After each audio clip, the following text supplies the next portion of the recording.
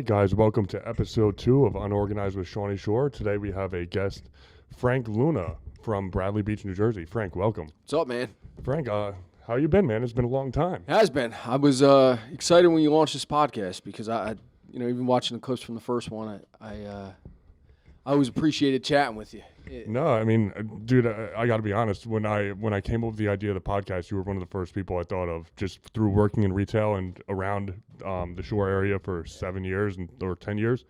I was like, I got to think of people to bring on, and I was like, Frank's got to be one of them. Appreciate it, man. I'm looking forward to this. So, Frank, dude, you look phenomenal. Thank you. I saw you recently. You did an ad for Astroflave, the Joint Plus. Right? Yeah, dude, yeah. You looked great. I think Thanks. this is like the best I've seen. I've seen you in the gym for years and years now, and this is like the best shape I think I've seen you in it. I appreciate it, man. I think that was fun, the Astroflave thing. You know, those guys reached out like the day before, and they needed an old guy. Okay. I kid about that, but they didn't tell me they needed an old guy. And then when I saw it was for a joint supplement, I was like, yeah, they needed an old guy. But I was good with it. Yeah, and Sean, this is probably the best I've felt since right before I left for infantry school, infantry OSIT, one station unit training when I was 36. I just turned 40. Okay. So, you know, Wow. 4 years, I mean, I feel good. You know, I really. So what's the workout routine like Just these days? Like, I saw in the video you were doing like kettlebells and stuff. Is Yeah, that something you yeah. typically do Moving- now? Yep, a lot of kettlebells, a lot of high rep stuff. Okay. Keep my heart moving, staying busy.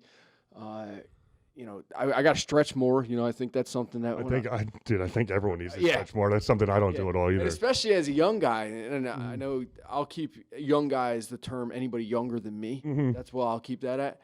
But you know, you always heard about it, and that's why I did yoga for a while. Okay. That was something that was mind blowing, just in terms of flexibility. Like I was moving in ways I never thought I could move.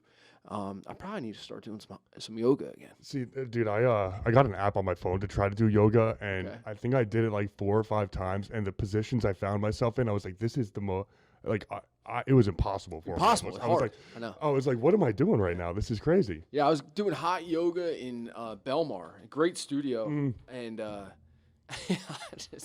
I did it consistently for a few months, but that kind of waned a little bit. I know, it always happens like that. If you But the don't- gym stays the same. You know, the gym is something, yeah, that's like something that's always there no matter what. yeah.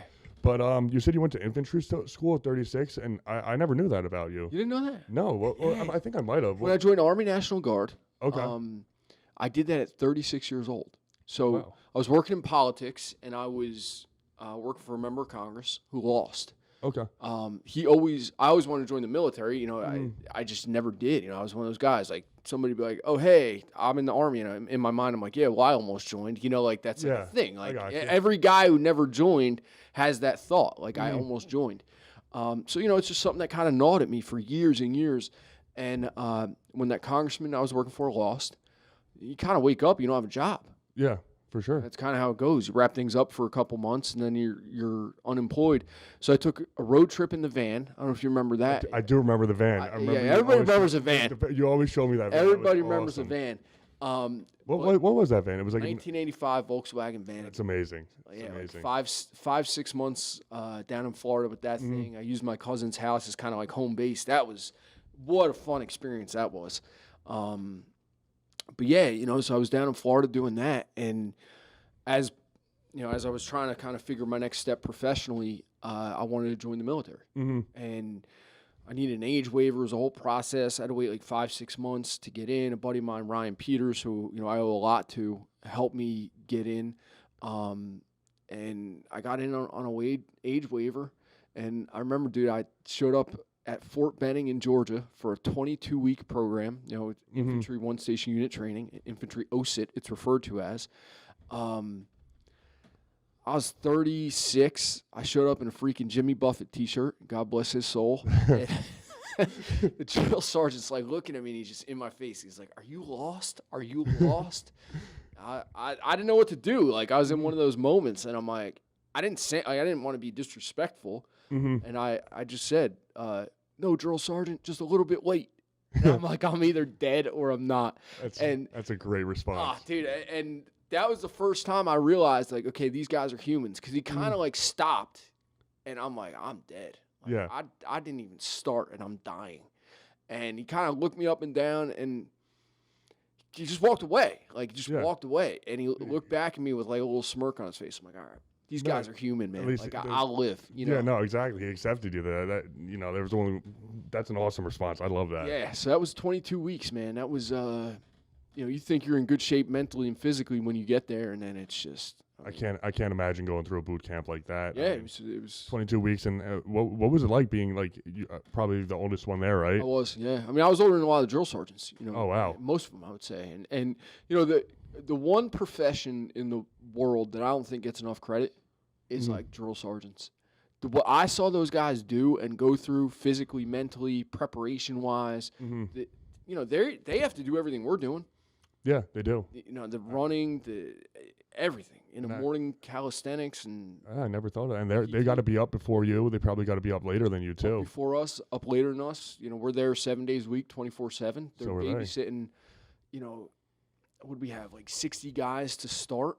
Okay. And in our platoon, and they just the work those guys put in, man, and men and women, but all my drill sergeants were guys. I mean, insane, and most of them, pretty highly decorated combat guys. Yeah. So that's a profession that I think just doesn't get enough credit. I mean, No, I never really thought of it like that. Yeah. That's really cool to think about. Yeah. And then you obviously finished that. And what was that like when you finished that? Dude, it was what was crazy because when I was done, it was like kind of around COVID. Okay. So we literally didn't think COVID was real. We didn't know like what was going on. The drill sergeants, everybody were like, oh, you have to be 6 feet apart. They're making us wear these masks. We're like, you don't have your phone really. You get your phone like that's once true. every week or two for a few hours on a Sunday. And you're on your phone, you're talking to your girl, your parents, trying to like catch up on whatever, listen to music, all these things that you don't really get to do. Like think about the things you do on your phone, like everything. Yeah, and so we kind of like over the final few weeks of training, they were like, you guys might not be going home. And after 22 weeks, you leave in October, I think I left. Okay. It's like April, yeah, and time to get back to the shore. Yeah, dude, exactly. And that's exactly what I'm thinking. I'm like, oh my God, like these can't be real, like this COVID thing. And dude, I'll never forget, like our first time out in the wild after leaving Fort Benning, we got dropped off at the Atlanta airport. Now, have you ever been in the Atlanta airport? I have not, no. It's I've been there pre-COVID and pre-military, and bro, it's a busy, hectic airport. Think of Newark on, times 10. Sure. And we get there, and it's like a ghost town. And I'm like, this is really a thing.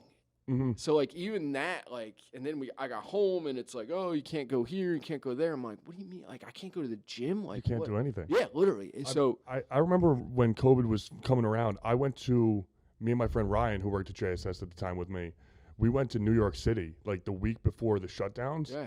And we were walking. I've never seen the city more. Like I'm not a city person because I don't like the massive crowds, like constantly bumping into people on the sidewalk. You can't get around easy. We went in. I was just walking around freely. No one was there. It was the craziest thing in the world seeing that. Yeah, it's like a zombie movie. I can't imagine coming from being isolated in like a boot camp type setting where you're isolated, no phone, you don't see all the news and everything, and then all of a sudden you come back to that. That had to be like. I remember Jill picked me up at the airport, and she's a saint. God bless her for even dealing with me being gone. But she picked me up at the airport, and there's like people in hazmat suits, and I'm like, what is going on? Is this like the biggest joke on the planet to me? Like, are you pranking me right now? I'm like, I didn't understand the severity of it, I guess, because I hadn't experienced it. No, definitely. If you weren't seeing the news or anything, I can't imagine coming out and just being like, whoa, what are these people doing? You can't like. Now we weren't able to like. We knew they shut the hotel down on the base and things along those lines, but like it was just bizarre. It was so weird. I mean, it was a crazy time, and then we never got to do that thing again. I hope. No, I hope not, man. But I mean. You said you were coming back to the shore. Did you grow up at the Jersey Shore area? Down by Long Beach Island in Waretown. Okay, so you were down a little bit further south and you moved up here. Yeah. No, we do got to mention big role you played for me was I remember talking to you when you came into the store I was working, and I was complaining. I'm like, dude, I'm trying to get an apartment. I cannot find anything. No one's getting back to me. Yep. You told me how a lady found a place for you Yes. on the a beachfront in Bradley Beach. Yep. You gave me Kathy Cody. Yeah. And I used her for my first apartment with my roommate. I think I was looking for a place for like 2 months, and no one was getting back to me. I was getting pretty fed up, getting like, all upset about it. You told me I think she got me a place within a week. Yep. Same situation again recently. I was moving back out. Got accepted at a place in Howell, and I wasn't necessarily feeling it too much. Yeah. Texted her that night after I got accepted. I'm like, hey, like I want to be closer to like Asbury, closer to the shore and everything. What can you find? And she found me this beautiful place in Tinton Falls. So shout out to Kathy Cody. Kathy Cody, great bro. realtor. She, I haven't talked to Kathy in a while. I'll have to drop her a text or a note because I don't get any commission or anything, but like No. she was so helpful to me. And this, this is a big lesson, probably business and business, what anything. you're doing with all the stuff you got going on, and just anybody really customer service. And I'm still recommending Kathy Cody No. to people at the Jersey Shore. I think I've been in my apartment in Bradley Beach almost 12 years. Yeah. I Like- think anytime someone would come to me talking about like finding a place or how I did it, I always recommend her just because like I texted her earlier today just to get information about this place, and it's like you're one of her own. She I know. texts you back immediately no matter what. She gives you your answers. She helps you. Goes out of her way. It's amazing. Kathy Cody, man, she's if you need a. She is. And you talked about something too. And how many of those conversations have you had, especially when you're at Jersey Shore Supplements? Like you build this relationship. Like you and I built a relationship as customer. Right? I was a customer. I think I knew you before I had started working there at the gym. Like we got to know each other a little bit, Yep. and then like Yeah. obviously a customer. Yep. I was lucky enough to get a job there, and like that's kind of what inspired me to start this podcast. Is people like you shopping with me for so long and being such like good influences on the community, on anyone you talk to, really, in my opinion. Well, I appreciate And I was like, how do I kind of like take all these relationships that I built and like put them on a platform or give people a platform to just like talk and open up about stuff if they have something going on, maybe a business or something they're passionate about. Just come on and talk about it with me. I'm open to anything. It's smart, and I think it's if you look at just even what you can do with a podcast, and as you're growing, your efforts, and we're talking a little bit before off camera, like you're a 28-year-old guy, like you're stepping into that next phase in life, like you're Exactly. by yourself. And I know it sounds goofy, but like there are things that you're checking off the box. You're advancing professionally. I remember probably about 28 was the first time, I don't want to say first time, but one of the first times I started making like real money in my life, where one of the best pieces of advice I ever got was to get a financial advisor. Okay. And my boss, he said, I don't care what you have to do. And it was Tom MacArthur, who was a congressman who I worked for, helped get him elected to Congress, and really successful business guy. And I was about 28, and he said, go get a financial advisor. I don't care what I don't care who it is. I don't care what they're selling you. I don't care what they're making you do. Just like go get one. Just get a financial Find advisor. one. And I talked to a couple people, and one of the guys that I work with, his name is Justin Bennett, and he has a financial planning company. And bro, in that 12 years, I say this to you because as you're growing, like this is stuff you get to look forward to. Like you make a couple of good financial decisions, save a little bit of money, you don't overspend on certain areas of life. Next thing I know, like I have 2 properties that I own that are rentals.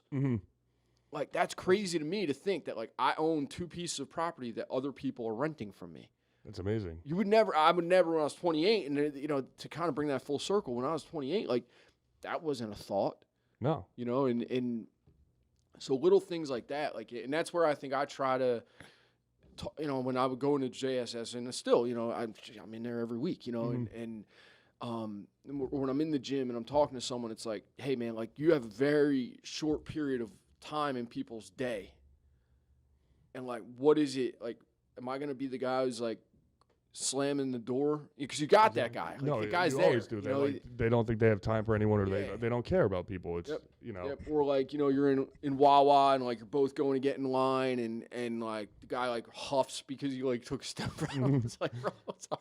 Like, go ahead, man. Like I apologize if you're late to work. Like go ahead. So that's something that to me is important. Trying to be a guy who just takes experience in my life and good and bad, because there's been plenty of bad. Oh, no, for sure. I mean, everyone goes through ups and downs in life, and you're someone you really walk the walk when you say that on the podcast, and I can tell from the relationship we built over the past like 7 years that you truly do that. Like every day, every interaction I've ever had with you has always been something positive. Sure. You know. Yeah. And not everybody can say that. You know, look, I'm an imperfect person. Oh yeah, definitely. And we all are. But I think just in my general course of action, you're a guy who I view in a similar light. Like your general course of the day is like I don't remember where I heard it. Probably on Instagram like yesterday, and I think I've been hearing it for like 35 years. But like be an addition to the situation, not a subtractor. And even today, like when I find myself in positions where I notice that I'm subtracting from a situation, it's like, man, like what do I have to change? Because very rarely is it the situation that I need to change. It's me, my approach to it, my feelings about something. Like, hey, man, dig in a little bit and say like, all right, you got like. No, got to change something here. It's something that I've definitely improved on as I've gotten older. Before, like when you're younger, obviously sometimes you let your emotions get the best of you or control your day or something. But as I get older, I just try to appreciate the little things like throughout the day way more. Sure. The interactions, whatever's going on, just try to appreciate it and just add more positivity. Yeah, and live life. I think Exactly. that's one of the things that like. And I'm a Jimmy Buffett guy. Like I'm born and raised at the Jersey Shore. Like Jimmy Buffett is a guy who like made his way into my life. And thankfully, because we view him as kind of like this goofy old party guy, and like, but he's got a ton of life lessons that come out of his songs and the way he lived in his life. And I think if you can just kind of take each day and enjoy it, and he was a guy who did that, and enjoy it for yourself. Help other people enjoy their day, and like life's better that way. And again, sure. When I'm doing that on a given day, like my day is better when I'm helping people around me, when I'm focused on something besides myself. Like, oh, I just posted this on Instagram. Why didn't it get any attention? Blah, blah, blah. Like all that craziness that goes on in your head. Like, bro, like put the phone down and go help someone out. Like, exactly. And I got to get better at that. I mean, no, you're kind of showing up yourself by showing up for other people. Yep. And it really helps you a lot. Yep. But you did mention you worked in politics a lot too, right? Yeah. So what got you into that? Was that something you kind of were into growing up, or? A little bit. I mean, I had a coach who ran for office when I was a kid, and kind of got intrigued by that stuff and helped out locally with some of the guys who were involved in the local basketball league, the Waretown Athletic Association, and. Next thing I know, I'm in college. I kind of like got involved a little bit with some stuff in college and kind of didn't think anything of it and was doing volunteer stuff on campaigns. And I was working for the Department of Defense at Fort Monmouth. Okay. And I get a call from someone who I'd worked with as a volunteer, and she said, hey, this guy needs somebody to be his campaign manager in Deep South Jersey. Now, I'm living in Waretown at the time, making good money at Fort Monmouth. Like, I'm still living at home, I think, and I'm like, man, I don't know, like, what's the pay like? And she's like, it's not much. And she tells me, I'm like, bro, that's less than I'm making now. Like it's for a job for like 4 months. And she's like, look, why don't you talk to him, see what happens? And bro, I did, and it was the best bad decision I ever made in my life. No, that's amazing. Sometimes you just have to take a leap of faith, and it's something that you're probably passionate about, and you're like, you might have been doing something less passionate, and then you found a passion doing something. Like you just follow your passion. I think that's amazing. Yeah. No, and look, you're a guy who does that, right? Like you do that in your life, working in the fitness industry and supplements and nutrition and sports health. Nutrition, everything. That's just something. I tried something a little bit out of my realm for 2 weeks, and it just didn't work out. I wasn't feeling it. I was selling stuff that I wasn't necessarily a believer in, and it was just like I had to be honest with myself and say, this is not the path that I want to go down. Yeah. I want to just follow my passion, everything that I built over the past, 7 to 10 years lifting weights, and just keep going with that. Yep. So. And follow it, and even now, like where this has taken me, like I did the politics thing, and the ups and downs in that, bro, are insane. Like you think you're great, you're on this campaign, you're working for a state senator, you lose. Yeah. Exactly. It's like, what do you do, man? Like I left a job with the federal government, making great money, to go live in a horse farm in Buna, and like 3 months later, we lose the election and I have no job. And it's like, what am I doing? And then, you just kind of, just like anything in life, you like sales, I guess, or whatever. Yeah. I mean, Just kind of rotate and find something else, I guess. Yeah. But it seems like something like you've always been great at was like with people, because you worked in the bar industry a little bit too, right? Yep. I know you were someone that I talked to a lot about that when I decided to go that route for a little bit. Yeah. Is that something you still do in the summer? You're still working at the Stone Pony. okay. You're still doing summer stage at Stone Pony. Yeah, I did some stuff at Convention Hall over the years, which I love that place, man. That place holds such a special place in my heart. I mean, dude, it's beautiful there. It really is. Such a great time. They always do some great stuff. Always have fun things going on. Yep. Yeah, and the crew over there is great, and just that's just such a magical like building and just area of the boardwalk. And I remember I was working in politics, and through a series of events, lost that job. I'm like, what do I do? Like, again, like, there's so many times in my life, Sean, that, like, I thought I was on this path, and I'm like, cool, chugging along, great. And it just like, bro, hit a wall. Yeah, you hit a wall, and it's like, oh, man, like, again. And that's, so, I'm doing that, and my buddy Teeds, who I lived with during Hurricane Sandy. Okay. Because my place got, flooded, so I'm living with my boy Teeds, and he's like, dude, I'm going to this place called the Beach Bar, and I'm gonna, because he was a bartender, he's like, I'm gonna go fill out an application and hopefully get a job there. It's probably like 2013, something like that. Yeah, I think that was around Hurricane Sandy, because I graduated high school the same year. Yeah, so Hurricane Sandy was 2012. Okay. So so it would have been the summer of 2013. Yep, makes sense. That's right.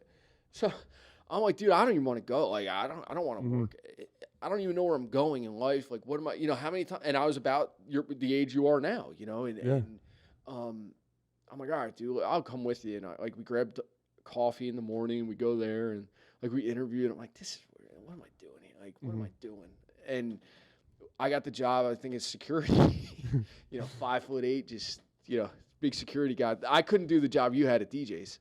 Oh, I mean, I'm sure it was a little bit different, but I don't want to do the job that I was doing there anymore. Exactly. I'm more slow paced now for me. Yeah. So, I worked there in the summer, and then I start bar backing, doing what you do in the industry. And, then I'm a manager a few years later, whatever it was. Like, I was done there, and then I worked in winter. And I remember I never had less money in my pocket and was never happier, in a lot of ways. And so, did that, and then over the years, just in and out of Convention Hall, managing, bar backing, whatever. And then a few summers ago, started bartending Stone Pony for the summer stage shows, which is just a blast. I think, to me, people is number one. And, it because you live here. Like, where'd you grow up? I grew up in Tinton Falls, so I'm right around the corner from here. So Asbury Park and the Jersey Shore has always been a thing to you. I absolutely love it. And then I was moving, and I was telling my new boss, like, I'm like moving again. And he's like, why don't you come up here, man? And I'm like, dude, it's just something about being at the shore, like the year round, like the people that I know down there. I don't want to take myself away from that. Yeah. I love the area. I love the community. I love it here. I'm the same way. I mean, I did like a local talk show years ago. And the guy's like, what do you want your title to be? I'm like, I don't know, man. Make me the Jersey Shore Ambassador of Goodwill. Dude, I was joking. I didn't, that wasn't like, obviously it wasn't my title. And the guy's like, all right, that sounds great. Like, and like literally on the cryon, it said Frank Luna, Jersey Shore Ambassador of Goodwill. I'm like, that's an amazing time. That's phenomenal. That is all I'm good, man. But yeah, so that's, it's like working in the industry. Like I try to explain to people that they don't understand why I go back to bounce. I've never bartended or bar backed. I've always bounced, but it's just like the networking you get out of it too. You meet so many cool people in the industry. Sometimes, I mean, obviously you have to deal with some things that are a little annoying, but just the relationships that you can build, like the people that you work with too. It's just like you have that like sense of community that you're all kind of probably just grinding out like a side job, and it's just I like it. I enjoy it. It's fun. Did you do DJs again this summer? No, I'm actually over at I did Boatyard in Point Pleasant for the summer, and then I just recently, since I moved here, it's a little closer. I do Joe's Surf Shack in Belmar now too. Perfect. So fun spots. exactly, great spots. You can't go wrong with either of them. Good food, good times. Yeah. So, and what else do you have going on now with work? You're doing you were mentioning something about Outpost. Yeah. So we got the gym rolling, man, and Mhm. we're talking about Shane Yeah. Nolan, who's another guy that's been, he worked fitness shop forever, and it's interesting when we started doing the Outpost thing. It's like, oh, are you like?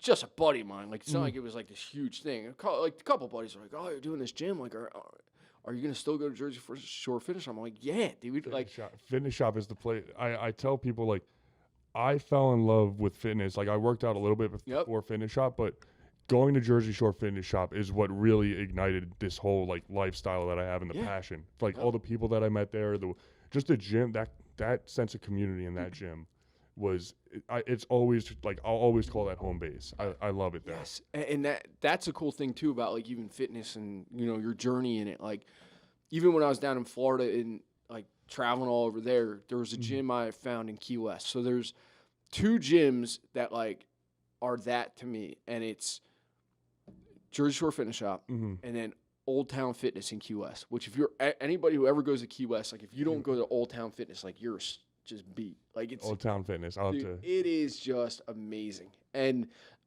so we started. Shane had a facility. It was called Garden State Performance. It was kind of training and does a great job with clients, and it's a really neat like facility. And we got to talk, man. And again, you never know where life is going to take you. Never. And Shane's someone who, like you and I, over the years, had a lot of positive conversations. He worked at fitness shop, and he was a lifeguard across the street from my house in Bradley Beach. You get to build relationships with guys where you and I could talk about something going on a boat at F Cove, and then 20 minutes later talk about like where you're going to find an apartment or just things. You just talk about life and be authentic about it. And so Shane and I are talking. I'm like, well, dude, why don't we think about kind of changing the facility a little bit, and you still do your coaching thing, and why don't we turn this into like a 24/7 key fob entry strength and conditioning facility? Dude, totally different than a fitness shop in terms of what is there and the type of workouts you would do, and more geared towards like training, like athletic style training. You probably have you're gonna put in like a turf, I assume. Turf's in there already, and do this like probably have some sleds. Yep. All that like more athletic training. Exactly, and so it's been a process that we've been going through for several months, and I think about a week or two ago we just kind of hit the go button on the website, and getting people in there with the key fob, which is a really neat thing to be able to do. And, that's awesome. And I think that's a very unique idea because all the gyms that are 24 hours, like fitness shop, I mean, I think there's like Planet Fitness is usually 24 hours and stuff. None of them have that athletic training style to them, like where you can go pull a sled or, for athletes training and maybe they don't have time, they want to go different times. That's awesome. Or, I used to go to fitness shop if I couldn't sleep at night sometimes. Dude, I would just wake up and go do something. And, even geographically, it's located near the Wegmans in Ocean Township. So, like, even that spot. is a totally different, like, a lot of people who live there aren't driving a fitness shop to go to the gym, or, they're going to go to a Planet Fitness. And I think there's actually a gym, talk about, like, the irony of life. There's a gym now, like, one of the bigger, like, I don't know if it's Planet Fitness or Workout World, I forget, literally opening next to the Wegmans, and we're across the street. I think there is a Planet Fitness. Is it Planet Fitness? Because I drove past the other day and I was like, it used to be like a Guitar Center. Yes. And I was like, oh, there's a Planet Fitness here now? So that's coming in, like, as we're doing our thing and, like, putting some money into the facility and changing around and laying, cleaning stuff up and laying new mats and, making it feel like a real spot, and not that it wasn't beforehand, but, I think it just needed a little TLC, and just like anything, just like my house does. And, we're kind of going through that, and we see this Planet Fitness sign pop up. Now, a lot of people would be like, oh, we're doomed. I see that as a good thing for you guys. Great thing. Because you're going to have people training over there, they're, doing their thing, and then if they want something different, you're not really, like, stepping on Planet Fitness's toes with what you're doing, and they're not stepping on your toes with what they're doing. That's like, it could be something good to, like, feed off of each other. And it tells me that a gigantic corporation views that spot as a good area. Yes, as a good area for phenomenal. A gym, which is like, let's go. That's like the assurance you needed. Yeah, let's go. So, really interesting experience. Shane and one of the other guys, Rob, the three of us kind of went in on it, and look, man, to do it the real way, you got to put some money into it. You got to sign a contract. Exactly. It's got to be, hey, there's a little debt here. We got to figure out how we're going to do that. Like real business stuff that, again, if you asked me at 28, never would I think I'd be a co-owner of a 24/7 strength and conditioning facility. Never, bro. No. I never would have thought that. And, Shane and Rob are really good dudes, again, probably about your age and just, going about it, man. Like, and that's what I was talking to Jill before about you. And she's like, what are you doing tonight? And I'm like, I'm going to do this podcast with Sean. And obviously, you may have met her in passing at something, whatever. Yeah, I think I might have. And she's like, oh, what's it about? I'm like, I don't really know. This is like his second episode. And I think he's just doing it to kind of, grow and build his network and put positive stuff out. And we're showing the clips on the page. And it's like, yeah, man, he's a young guy doing what a young guy should be doing, like trying things, just exploring, exactly, growing. I was moving out on my own, and I'm like, what am I going to do with like my free time now? And I was like, you know what? Why don't I just start a podcast? And I think I thought it one day at work, and within 3 weeks, I was ready to record my first episode and trying to got the logos made by Season 8, great company to make logos. Yeah. Had my friend on, then I had a couple people reach. The outreach that I got was really something I truly appreciated of people, even you reaching out like, oh dude, this is awesome. Yep. Like, I love that you're doing this and you wanted to come on. I really appreciated like all the people that reached out to me and showing support. And that to me, like even in your mind, like as me, like reaching out to you, it's like, oh, is this like self-serving that I want to be on Sean's podcast? Like, what? And it's like, no, dude, my intention is not like, my intention is, hey, Sean's a guy. I think I said to you, like, I've always appreciated our conversations. Exactly. We've always had great conversations when you came in the shops. And if there's a way that like there's a symbiotic growth involved, like that's what I wish more people were doing. Is using your platform to help someone else grow, and not even just social media platforms, because that's where I think a lot of us get stuck. It's stuck in It's just like I want to have a positive platform for someone to, whether you want to come talk about a business you're starting or a venture you're going on or something you're just passionate about. Just come on, let's talk about it. You can share your passion, share it with people. Maybe it creates an opportunity for you. That someone might, hear it and say, oh, that's something that I'm also interested in. Maybe that creates a relationship there, or maybe it starts something for me. I don't know, but there's really no intentions with where this is going, honestly. And that's great. And that's where I think a lot of times in my life when I've not necessarily understood my intentions, or maybe they were a little cloudy in a sense, like, hey, maybe this comes out of that. And, if my effort into that thing, whatever it may have been, was good, generally the result was good. Exactly. It's like trying isn't gonna hurt you. It's just like putting yourself out there. This is something that like it's just all part of my like personal growth, because when I started lifting like 10 years ago, I was like a very shy, awkward kid. If you asked me 10 years ago, would you ever start there was no chance I would ever want to talk in front of people or anything. And now here I am 10 years later starting a podcast, and I'm pretty comfortable, with the camera in front of me and talking, if people listen, cool. And correct me if I'm wrong, wouldn't you say that your time in retail that's helped huge. Develop this? That's something that working in retail was something that truly helped me become more outgoing, more extroverted, because I am probably naturally introverted. And working in retail for 7 years, those interactions helped me build my confidence in myself to be more open with and outgoing with people. And that's something that I think that skill is something that extremely important. Yeah, and being able to network. And that's the thing too. Like JSS always has like, there's a reason that brand has grown to what it's grown, and it's and I think Brian has understood from probably day one. The people who work here are our greatest ambassadors after the customer. Exactly. Yeah. And because he think how many free JSS T-shirts would be given out or shakers, all the time. And because he knew that the people who were repping jerseys or supplements were his greatest ambassadors outside of the people who work there. And that it was probably like 1A and 1B, and could switch on any given day. Oh, for sure. And like that's the thing that I think I've always valued and loved so much about what those guys have going on is like, It's real.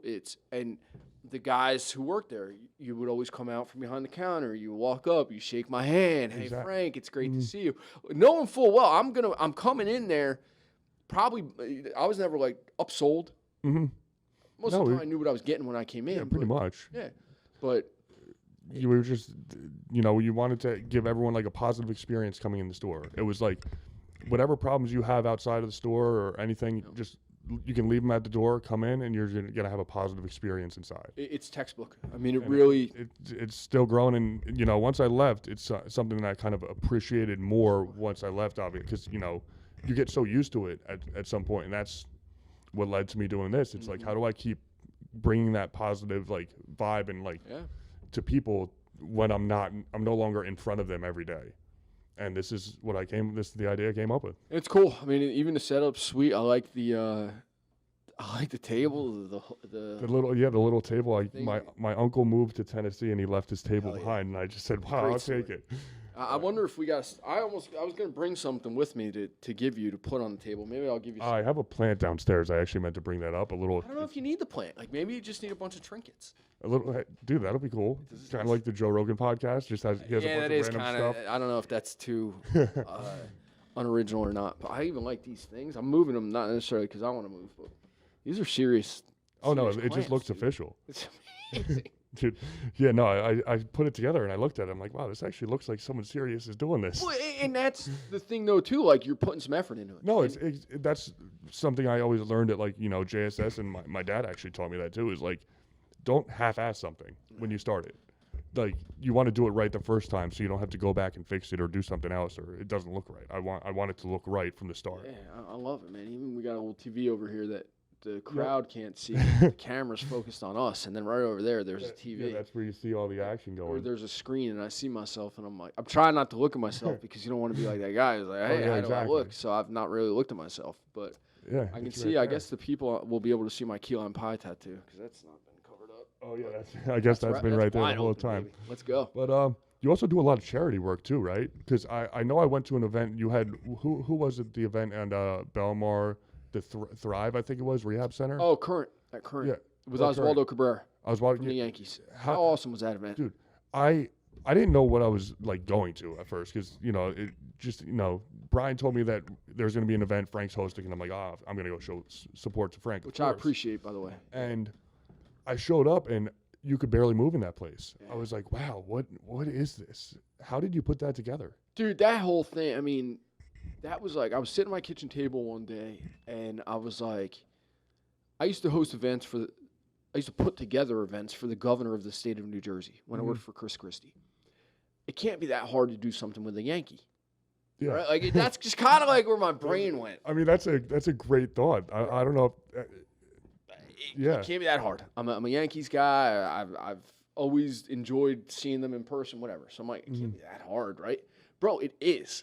I'd imagine dealing with a professional athlete is difficult. Well, the funny part is generally, so that was like one of those things that you see on podcasts, right? And they're like Gary Vee would say, like, hey, if you just want to do something, just do it. And you're like, no, that's not how the world works. But like, yes, that is how the world works. Mm-hmm. Same thing with your podcast, right? Like, so I'm like sitting at my kitchen table. I'm like, it can't be that hard.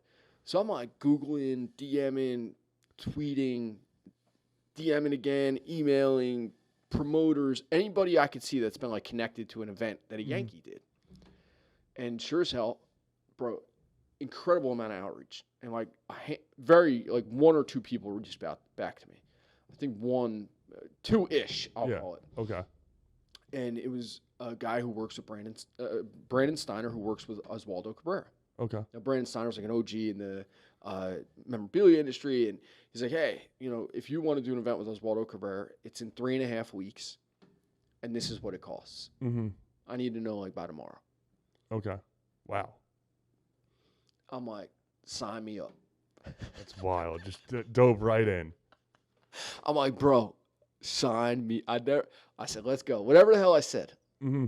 And I called Jill, and I'm like, Jill, this is either going to be like crazy good or really bad. Mm-hmm. Because I owe these guys some money in 3.5 weeks, and we have a New York Yankee coming to the Jersey Shore. She's like, oh, okay, cool. Like, good luck. And I'm like, oh, yeah, this is going to be a very much a team effort. So one of the first things I did, I popped into JSS and I said to Brian, I'm like, bro, I got this thing coming up. I don't know, like, I need sponsors. Like, I don't know how I'm going to make the money. I don't know how I'm going to sell tickets. I know nothing. Yeah. And he's like, all right, well, what can I do? Like, what kind of sponsorship? I'm like, you tell me. You tell me what you want to do and what it's worth to you. Like, I don't know, dab the guy up, give him some stuff. Like, he's like, all right, I'm in for X. Mm-hmm. And that's one of the things, like, I love Brian for a lot of reasons because, like, people probably don't even know that unless I say it because he wasn't like, oh, you know, I want this, I want this. He's like, yeah, cool, whatever. You're in, Frank. Like, I'm in with you. Yeah. Like, that's just the kind of guy he is. Of course. So I'm like, all right, there's my sponsorship level. That's what it is. I got to sell one more. You know, going through. So we do another sponsorship, found another sponsorship, and, you know, series of events. Like, I'm like, hey, Brian, why don't we do something really cool with Oswaldo and take your sponsorship rather than it, like, going to, like, the general event. Let's have Oswaldo, you know, and Brian's sponsorship helped to make this happen because he, you know, supplemented the big event, which enabled us to have some more time to do a charitable thing. So, you know, Oswaldo was amazing, and he agreed to surprise a group of Asbury Park Little Leaguers who were at a baseball card shop that had no idea he was coming. That's amazing. So, and that was before the main event that you were at. Brian, myself, and a few other people were at the baseball card shop in Belmar, Sports Nut Cards, which is a great little spot. And we're with these 15, 20 Asbury Park Little League kids and their parents. We're like, I'm hyping Oswaldo up. I'm like, yo, Oswaldo Cabrera, making sure they all have his card. Like, and like, sure as hell, like, we walked in the door with Oswaldo Cabrera at a baseball card shop on a Sunday in December 18th. I remember the date. And these kids got the surprise of a lifetime, man. Think about that. Like, I couldn't imagine, you know, a kid on a baseball and a New York Yankee shows up at a card shop just on a random day. It was like, and that was all I needed. You know, and look, the first event didn't owe anybody money. No. Right? So that was a success in my mind. I'm like, I didn't make $1 million. I never expected to, but I didn't owe anybody money. That's great. And I'm like, okay, cool. Like, there's a desire for this type of thing at the shore. How do you do it again? And, you know, that's when you did the convention hall, right? Which was the same thing, bro. Like, yeah. Just shot in the dark, just went for it. Well, yeah, they, you know, Brandon, who also worked with Aaron Boone, is like, hey, man, that was a really cool, like, good event. Like, do you want to try to do another one? I'm like, yeah, like, when? And he's like, I don't know. You want to do Aaron Boone in February? I'm like, I don't know, man. Like, I just got through, like, and sure as heck, man, like, we're going back and forth, and I'm like, pull the trigger. Let's do it. Let's do it again. Yeah, let's do it. And that one was all. I think I worked that day, so I wasn't able to make it. But that was another. I saw the videos and pictures and everything. Another huge success. A couple hundred people out there, and what's been really cool about those events is the community's involved. There's been a charitable component to every single one of them. We've done 4 now. Paul O'Neill, the Stone Pony, which was just freaking epic. Okay. And a guy, Jake Bowers, who was a Yankee, who's on the Yankees now. We did it up in Middletown. Oh, that's awesome. And, you know, look, man, there's been an awesome charitable component to each one. Bunch of kids get to come to them for free. Veteran service organizations. We had, you know, like the Middletown PBA up in Middletown. We had a bunch of those guys out through different sponsorships. You know, they get to bring their families to go meet a New York Yankee. Like, it's, and that to a lot of people, it's like, whatever. But to a lot of people, it matters. It does matter. Yeah. You know, especially as a kid, if you have hopes and dreams of playing baseball or something, just like someone showing up for you like that with that platform is amazing. Yeah. And I can't imagine how that feels putting all that together. And look, man, there's a lot of stress involved with it. Oh, you know, sure. it's because you have X number of days. And look, man, I've never missed on the cost. Like, I've always been okay on the cost. Like, I you know, you find ways to sell the tickets and, you know, do these different ways because they're not cheap to pull together. Not as only as their cost with the athlete. Facebook ads, Instagram ads. You're talking, you have to buy a bunch of baseball cards for people to buy. You have to buy baseballs. Have you looked to see how expensive a Major League Baseball is? Haven't seen that lately. It's like $18 to $25 depending on the day. You got to buy a bunch of those. You know what I mean? Like that you have to have there for people to buy. What if people don't show up and you're left with all these baseball? Like there's a lot of you print up 8x10s of the player. You purchase those and then you're like, oh man, like what? You're in heavy. You're very invested in Yes. Yeah. And thank God, But then I imagine because I got there before you, I know, on the December 18th one in Belmar, and I was shocked. I was like, wow, this is crazy how big this event is, how many people are here. Did you know that many people were going before you showed up? I had an idea it was going to be a big event because we have ticket sales. Yeah. But we were a little short going into that day. Okay. And which it was fine because in my mind I'm like, all right, people are gonna buy some stuff here. There's, we'll get some walk-ups, whatever. And like at that point, the money I was short. It was like, all right, cool. Like I can live with losing that. Like, fine, no big deal. And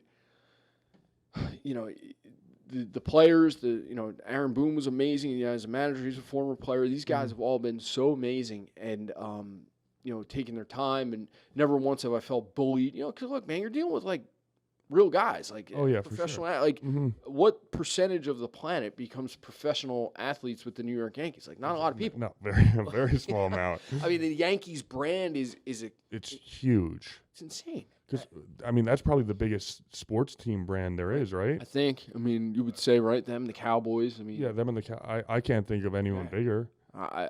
I tend to agree. I mean, unless there's some soccer stuff maybe in Europe, but I don't know. I mean, America-wise, I would say definitely like the Yankees and Cowboys, I would think. And just like the places that's taken me and, kind of following my passion there a little bit.